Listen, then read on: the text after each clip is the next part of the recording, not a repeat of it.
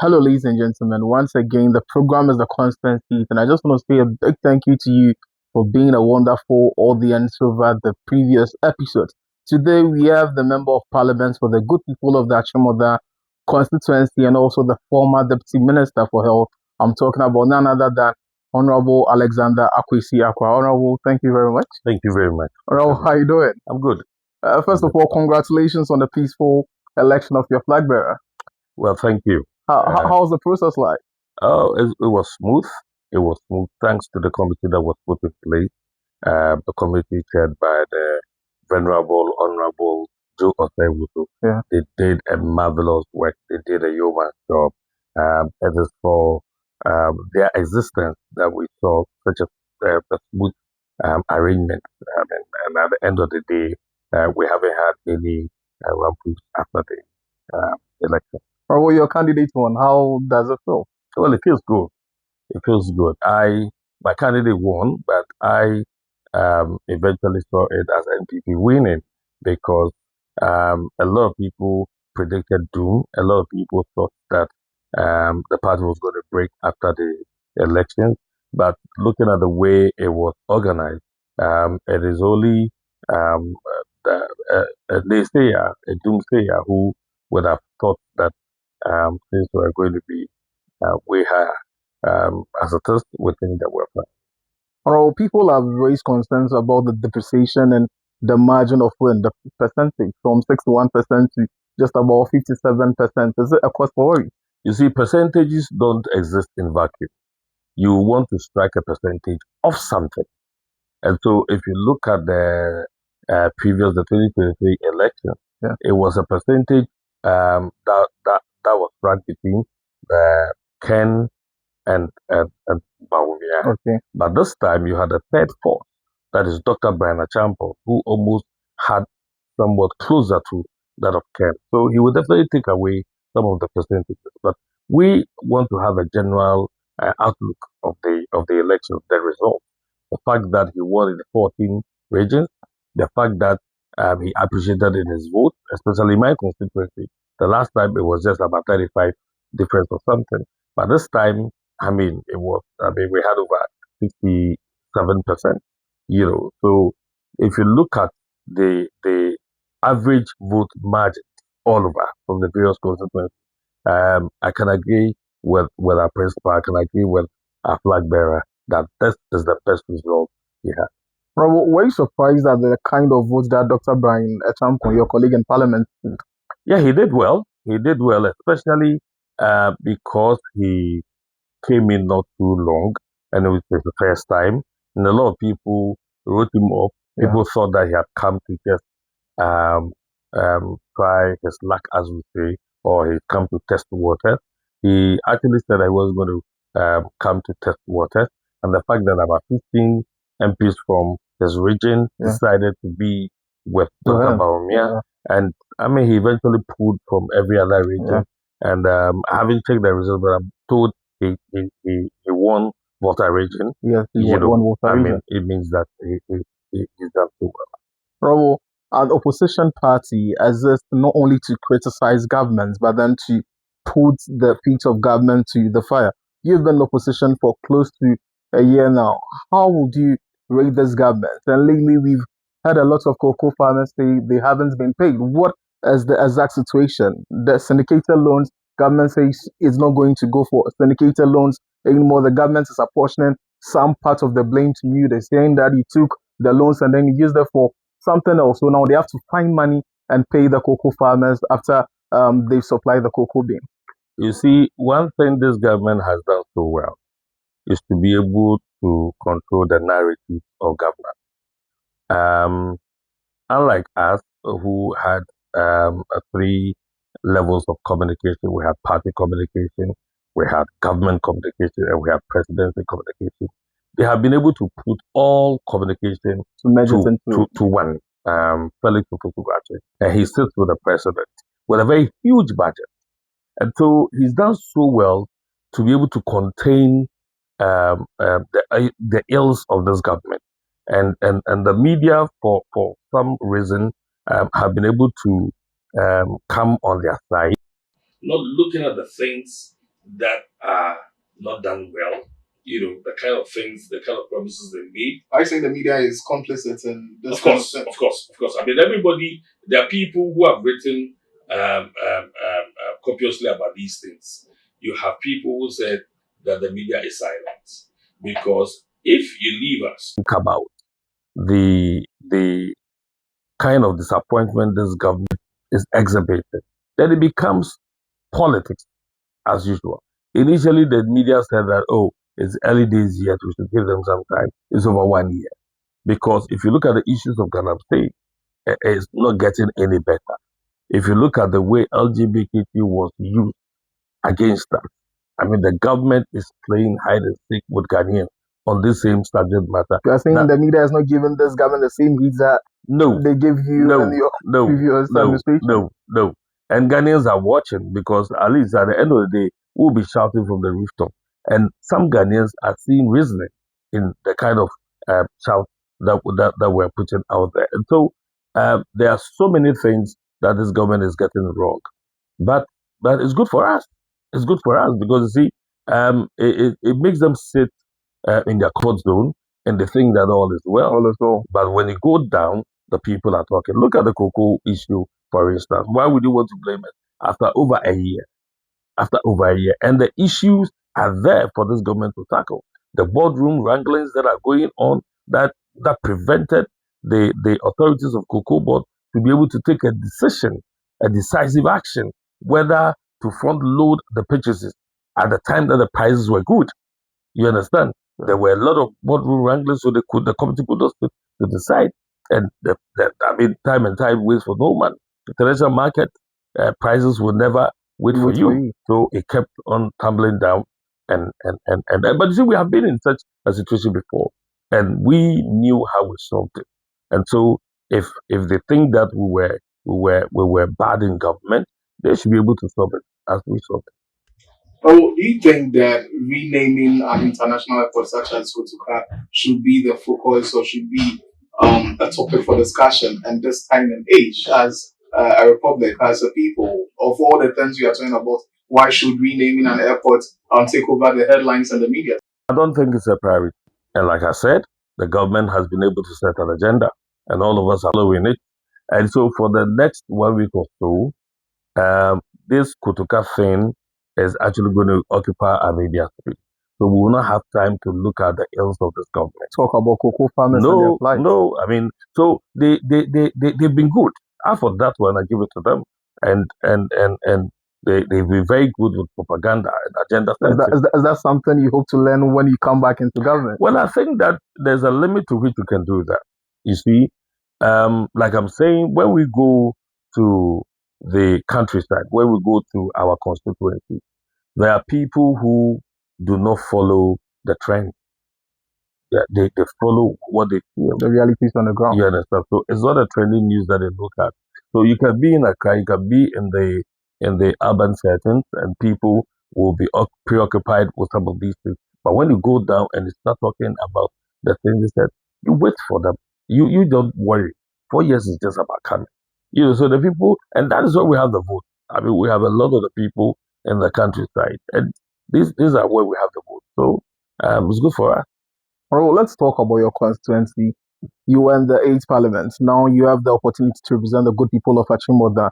Your government is now in power. How difficult has it been advancing the aspirations and hopes of your people? Well, my people know exactly what I did for them when my government was in power. They knew how pushy I was. They knew how I would quickly run around to sort issues out. And so it is about time for the government in power now and its appointees to display similar skills and bring the fortunes of Achimota to the people of Achimota. What I keep doing is to engage my people and give them hope. And I have access to my common fund. Even when I was in government, I was using some of my personal resources to sort out some issues. I'll continue to do that. And so now I have become more personal with the people, because there's a limit to it. I can get government intervention. There are a lot of projects that I started when we're in government, it has not been completed. I'm still pushing to get them completed. And so my people understand me. My presence is on. I mean, even when we're in government, every weekend I'm in my constituency. And now I'm still adhering to that same thing. Well, the second session of the ninth parliament has just begun. And then in their press conference last week, you said that you're going to come up with strategies to make sure that you match this government or the majority and the parliament boot for boot. What are some of the strategies you've come up with so far? Because it's been some days in parliament and we haven't seen anything from the mighty minority yet. Oh, for now, we've been occupied with the cocoa sector. Yesterday, we had a press conference. The day before that, some of us were in the media trying to explain exactly what is happening because left to this government alone, they will go down and let the people throw dust into the eyes of the people. But you see, there is no limit to these things. You cannot continue doing this. There's a limit to these things. You cannot continue doing this because what an average cocoa farmer is looking for is pay him. Yeah, money in their pocket. Money in their pocket. I mean, from November, you haven't been able to buy any cocoa bean. They had a very dry Christmas, and it's continuing. And then you come and tell us inflation is 3.8. What does the cocoa farmer have to do with an inflation of 3.8 when he doesn't have any means of selling his cocoa bean? Now, some of them are threatening to cut off their cocoa tree and give it out to the Galamsey, which is something that I think this government is pushing so hard, but this government hasn't done much about Galamsey. But there is NIMOs, there are the water guards and all of that. So why water guards? So why is it that the Galamsey has become so much in our system now? If you come to my constituency, the MC is complicit. I mean, you have him taking money from Galamsey under the guise of giving them a fine. How does an assembly fine offenders without taking them to court? The MC in your constituency, yes, taking money from Galamsey. Yes. Ladies and gentlemen, that's a serious accusation. Well, I thought you've been following it. This thing has been raging on from September. And I've been on it. I've been on most media networks. Yeah. And he's been able to marshal some chiefs and the youth to come against me that I want him off. No, I have always maintained the fact that he thinks that what he did was right, that the people had not paid for business operating permit. So he gave them a fine. Yeah. He doesn't have the right to fine anybody. You have to take them to court. And these are people, the very people he took money from. The next moment, Naimos came there for an operation, and he directed Naimos to the same people. And these are NDC people. These are NDC boys who were doing the Galamsey. So they came out with audios and started accusing him. That's how come we got to know about them. I have petitioned the president for us to look into it. Nobody is minding me. Everybody looks into it. But you see, for me, crime has no expiry date. And that is criminal. I have a lot of evidence to that deal. I'm not talking about it. I'm waiting for the right time. All right, let's look at a ministry you were deputy of. That is the health ministry some years ago. What is your general assessment of the health ministry today and the current minister, Kwame Akando? Well, the Honorable Akando is so passionate about what he does. He's a very passionate personality. I have known him. I have worked with him. He's been the ranking of the committee for some time now. But you see, the government decision not to pump money into the system, not to spend it, affecting his ministry. Government says it's spending. Spending where? There's the big push project. A lot of spending is going on in there. Well, let's see how much they have spent with the health sector. Have you checked how much budget they released from the first budget they read for the health sector? Now there's nothing happening in the health sector. When you go to the various municipal and district directories of health service, there's virtually nothing happening there. There's virtually nothing happening there. Health insurance payments are not as regular as it used to be. They mentioned that they were going to continue at 10 of the Agenda 111. Yeah. We don't even know where that one is starting from and when it's going to end. There's virtually nothing. Nurses are home. I mean, those that we managed to employ them, they haven't been paid for months. And the minister has said that there's a need for nurses to be employed, but there's no money. He mentioned it. there's an interview running. He mentioned that there's no money. Otherwise, the ministry should be employing nothing. So you see, the government itself is making its appointees very, very ineffective and inefficient. There are people that we thought that we had hoped in them, that when they have been given opportunity to serve in certain places, they were going to give up their best.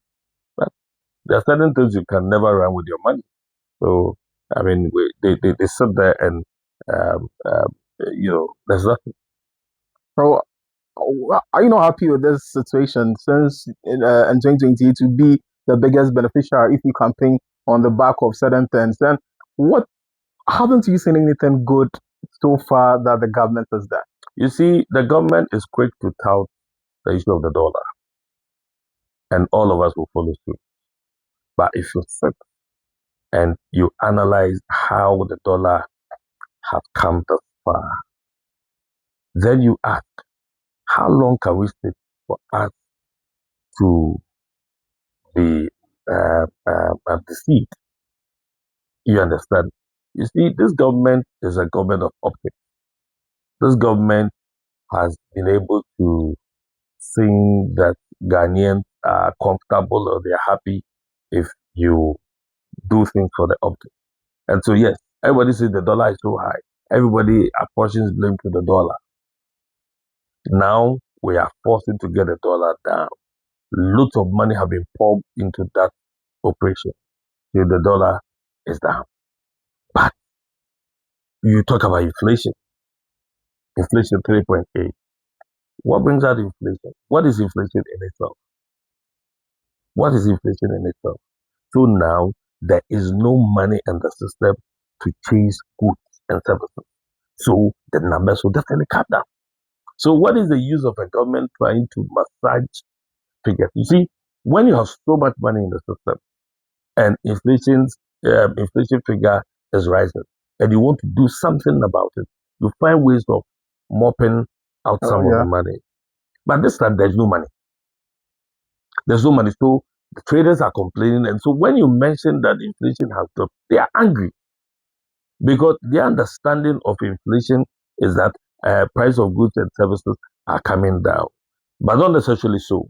I mean, the rate at which price of goods and services increase is slowing down. It's slowing down because people are not buying. If people are not buying your product, how do you increase the price? If there's no money to chase for the goods and services, how do you even increase the price? The rate at which you are selling it. Now look at the cocoa farmers. They are even begging for a reduction of the price of their cocoa beans so they can have money.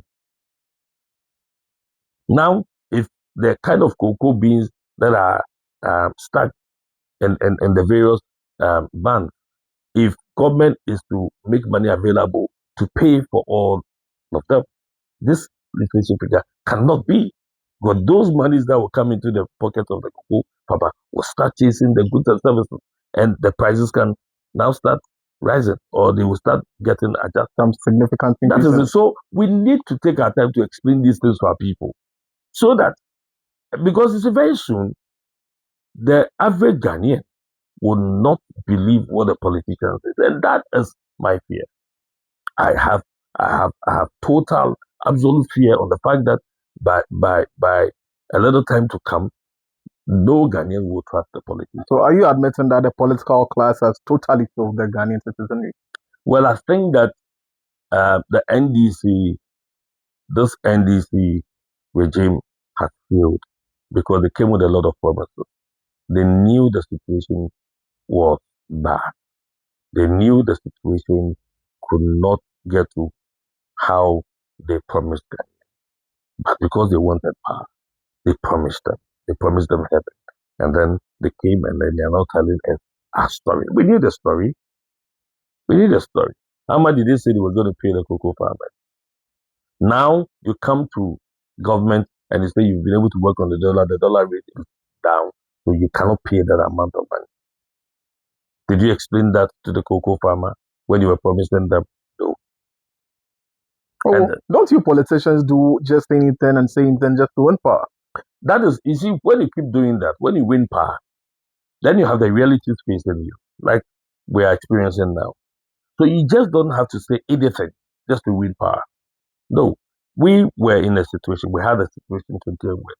In spite of all the interventions, in spite of all the good things we came to do, look at the banking sector cleanup, how much money we pumped into it. If we had not done that, our financial sector was going to totally collapse. Look at the free SHS and all the major interventions we did, building warehouses in every most of the districts in Ghana, about 88 warehouses. These are things that were established, the basic facilities that were important or are important for national development, national growth. And so, if we are continue to be in power, we're going to build on it. Now, this government had come to abandon all of them. Look at the Agenda 111. The president himself said that this is the most ambitious project that any other person would do, any president would do. And it's the biggest investment in the health sector. But they say this year they will complete about 10 or 11. Which one? Which are those that why would you want to continue building chip compounds when you have the Agenda 111 all over? The Agenda 111 is bringing healthcare closer to people, just as you are doing with chip compounds. But chip compounds have their limitations. Why would you spend those monies on chip compounds when you could have spent those same money on some of this Agenda 111 to bring them upstream? Well, over a year in opposition, with the benefit of hindsight, if Ghanaians give you the nod in 2020, what will you do differently? Speak to Ghani. Well, I think that what we did wrong was abandoning our party.